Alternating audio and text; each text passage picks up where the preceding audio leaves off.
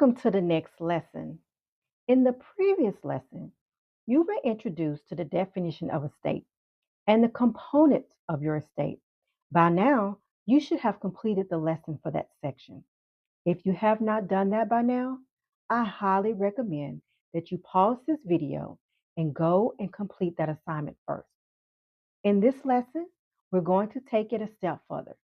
Do you remember in the previous lesson where I discussed the seizing of your property or creating it? In this lesson, we're going to talk a little bit more about creating it. You see, we have to get into the right mindset. You have to decide for yourself what you need to do and want to do for yourself. Do you want more or less? If less, we're talking less goals, less dreams, less money, less property, just less, which leads and breeds to lack, and then festers a mental state of mind of poverty. If more, we're talking more goals, more dreams, more visions, more money, more property. More with a plan breeds wealth and then festers a mental state of mind of prosperity. So, which is of the two is it for you? Poverty or prosperity? I want to know, which do you currently accept? Again, this is more about a mindset than about material stuff because there are plenty of people with tons of stuff, but they spend so much time living in fear of losing it, all because they have experienced lack in some parts of their lives. And so they are fearful of facing that again. Don't believe me? I would say go check out shows like Hoarders. Now, what I want you to do is to decide right now which mindset do you now choose to have. Yep, again, the choice is yours. You can no longer blame your mom, your dad, the government, society, etc.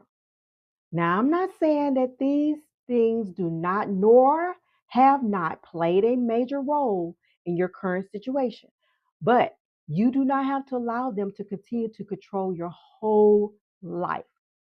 Hey, go seize it. Again, you choose. Choose to live your best life. Now, let's do this. I want you to dream build a little bit. Do you remember the game MASH? The game where we all played during our childhood? Well, let me refresh your memory on how to play the game. You see, the MASH game was designed to offer players an entertaining way to into a glimpse into their future. So MASH itself stands for mansion, apartment, shack, house, symbolizing the potential places that you made up reside. In addition to determine your future place of abode, you need to also brainstorm for possibilities for each of the following categories. Okay, we said your future residence, your future spouse, your future occupation, the number of children you'll have, the type of car you'll drive. Well, all of these are the classic categories commonly used during childhood play. You have this flexibility to customize the game by incorporating any categories that spark your interest. Well, I decided to do just that, customize the game. Here's your action step. Now, I want you to download the assignment, my customized version of MASH. In my version, you'll see a new column added.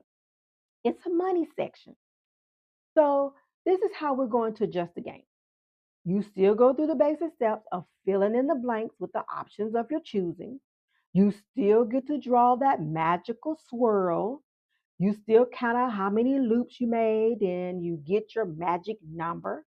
Remember, you then take that magic number to narrow down your options until there's only one single answer left in each category. Do you remember the game now? I thought you would. If not, I need you to click the link and take a look at the video describing the game in a little bit more detail. Also, here's a little example for the ones who have no clue what we're talking about. See, this is what you do. You take that magic number. Let's say your magic number is 5. Starting with mansion, apartment, shack, or house, you count down your list of options and you stop when you get to that magic number. Then you cross out that option.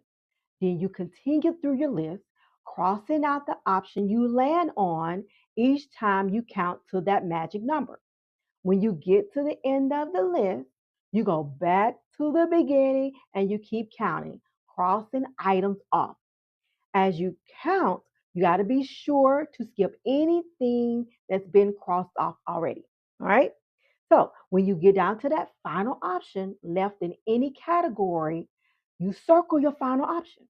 Then you skip that whole category and you continue counting, crossing off options. When you get down to just one circled option in each category, you're done. And now you know your future. Now you get it? Now, wait.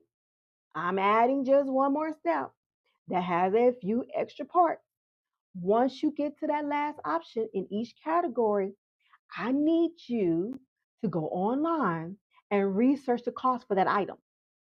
Let's say in your car vehicle category that your last option that you chose and circled was Tesla. So you got to go online and research the cost of a new Tesla. Then you add the cost in the money slot. You do this for each category and don't forget to complete that average cost and living section. That includes a section for your utilities and groceries. All right, now have fun with this. Remember, this is just a game, but I hope you also see it as a tool that can give you guidance about your plans for your future. What's that action step again? Go ahead, complete the assignment, and I will see you in the next video.